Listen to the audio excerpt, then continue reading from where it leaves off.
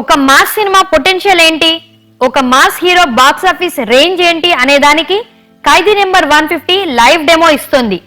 Release అయిన దగ్గర నుంచి బాక్స్ ఆఫీస్ ని షేక్ చేస్తున్న ఖైదీ చిరంజీవి అథారిటీని తెలియజేస్తూనే ఉంది.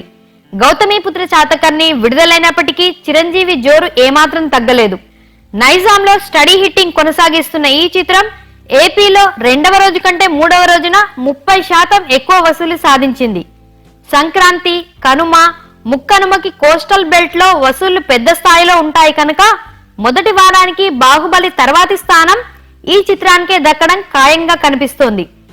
ఒక సాధారణ రీమేక్ చిత్రంతో చిరంజీవి చేస్తున్న విధ్వంసానికి ట్రేడ్ వర్గాలు సైతం విస్తుపోతున్నాయి.